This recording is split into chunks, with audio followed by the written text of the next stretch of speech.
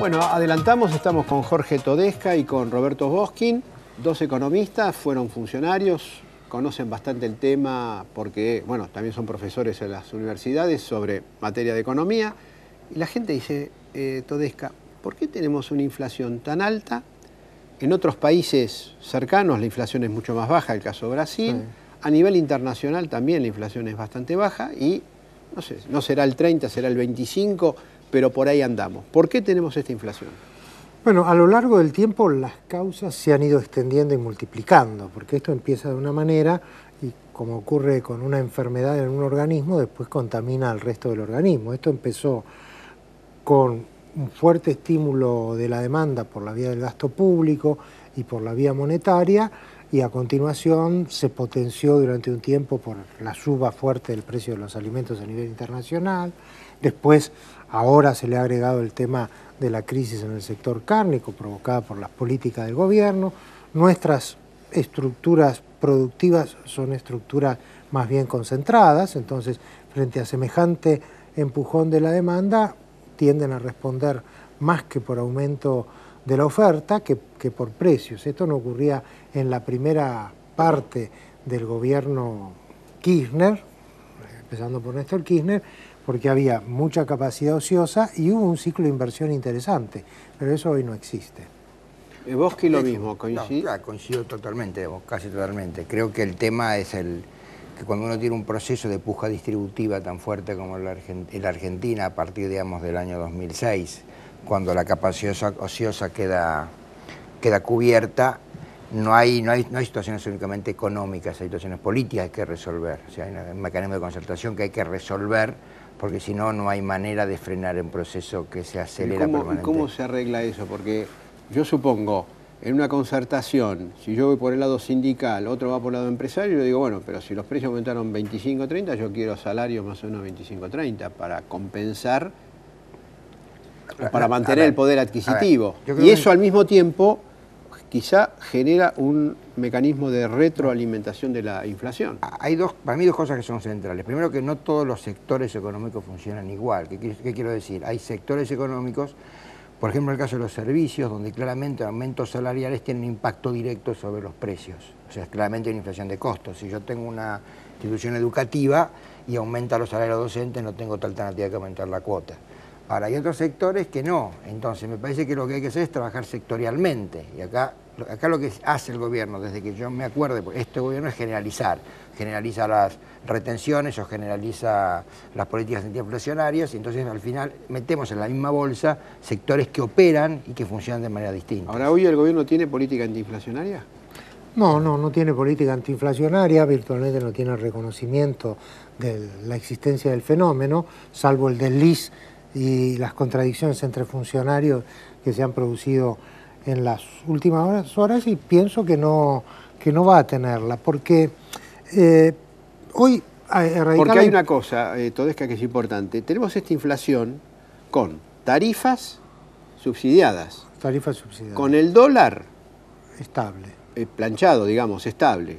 30% en los últimos 5 años subió el dólar. Nada más. Por eso, o sea, con estos dos factores, si estos dos factores el gobierno, por alguna circunstancia, tuviera que tocarlos, se potenciaría la inflación. O sea, tenemos una inflación alta con cosas reprimidas.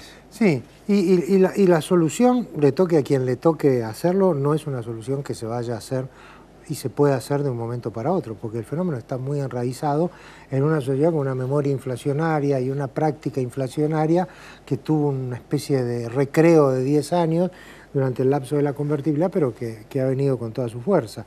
Así que eso requiere que uno desde el gobierno haga una política macroeconómica que no sea expansiva monetariamente, sin hacer, por otro lado, el típico ajuste de la economía. ¿Pero y cómo se hace eso? Y bueno, un poco complementando, como decía Roberto, que creo que es la buena experiencia con que uno haga una parte de corrección desde la macroeconomía y otra desde la concertación, las dos cosas juntas. ¿Dejarían bajar el valor del dólar?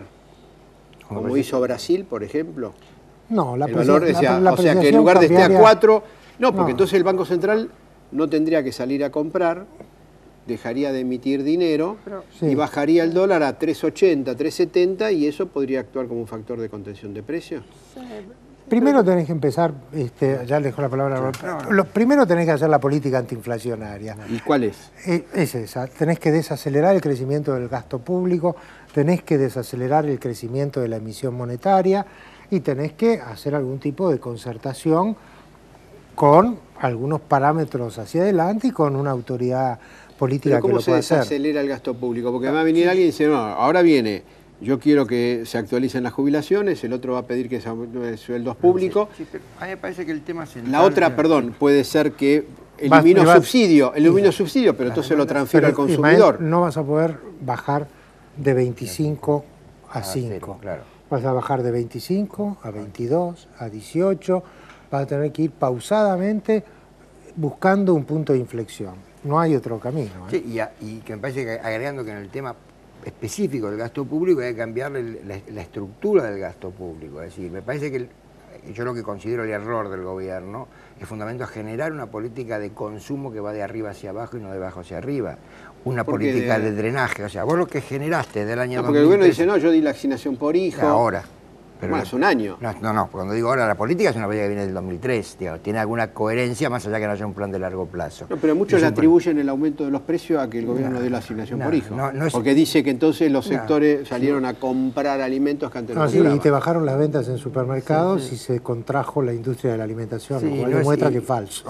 Y aumentó fuertemente la industria de electrodomésticos. Digo, entonces no es así. No, lo que ocurre es que vos tenés un sistema en el cual crees que generás un crecimiento del consumo vía aumentando 3 o 4 sectores fundamentales de los sectores medios y altos, alimentos, automotores, sector agropecuario exportador, electrodomésticos caros, y eso drena hacia abajo y entonces eso genera un crecimiento. Cosa que ocurrió, la realidad ocurrió en los primeros años. Ahora, en un momento que eso tiene patas muy cortas. Vos tenés que crear un sistema al revés, en donde el gasto... O sea que el gobierno siguió apostando a la política del derrame, el famoso derrame menemista. No, el derrame menemista porque el menemismo no derramaba. Esta es la diferencia. Derramó. La realidad que venía con Bueno, depende, la primera etapa derramó algo. Poco, pero la realidad que vos... El aumento del empleo fue fuerte acá. Y vos tenés la masa... Ahora. La masa salarial entre precio por cantidad, para decirlo de alguna manera, ha crecido y ha permitido que si vos mirás precios y salarios, el salario es Ahora la pregunta es la siguiente. Con este nivel de inflación, ¿vamos a una inflación todavía superior? Tal cual está, tal cual está hoy diseñada la política económica, tal cual hoy el gobierno negando a través del INDEC que existe la inflación. Hay un punto que nadie de nosotros conoce en qué momento se produce.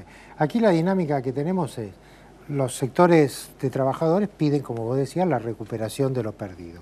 Los empresarios lo dan, lo pasan a precios. Y el consumo sigue esto. Ahora, hay un momento en que sobre todo las empresas vinculadas al mercado internacional pueden decir, cuidado, yo ya de esta manera no perdí competitividad. No puedo exportar. No puedo exportar, o al revés, o simultáneamente empiezan importaciones fuertes. Entonces en ese momento se produce un cambio de tendencia. En el momento ese es probable que la economía se desacelere, porque fíjate vos la experiencia del año pasado. Cuando la economía se desaceleró más o menos un 3%, aunque por la crisis. Bueno, la inflación bajó de un 20 y pico por ciento que estaba en el 2008 a un 14%. O sea, hay una sensibilidad a esto. Entonces, en un momento esto puede ocurrir, pero ¿cuál es ese momento preciso? Yo creo que nadie lo puede decir. Ahora, ¿el gobierno lo va a permitir que pase ese momento que dice Todesca, teniendo en cuenta que en el año 2011 tenemos elecciones? ¿O al revés? Va a decir, porque ya hay algunos sectores que dicen, aumentemos la asignación por hijo, más planes sociales, etcétera, para conservar la base electoral del 2011, porque la base electoral del gobierno se está siendo perjudicada por la inflación. Sí, la pregunta es si lo va a poder evitar, no si lo va a permitir. ¿Qué cosa? Si va a poder evitar que eso ocurra. Porque no es la primera vez que digamos, en el peor momento a un gobierno las políticas le empiezan a trastornar. Además, agrego, la oposición tampoco juega a favor de esto. Estamos jugando con el 82% móvil y estamos diciendo lo mismo. El mensaje de la oposición no es un mensaje antiinflacionario, no es un mensaje contenedor, todo lo contrario, es un mensaje acelerador, porque en la realidad, en un país cortoplacista como el nuestro, conviene dar señales hacia la sociedad de que resolver los problemas de corto plazo.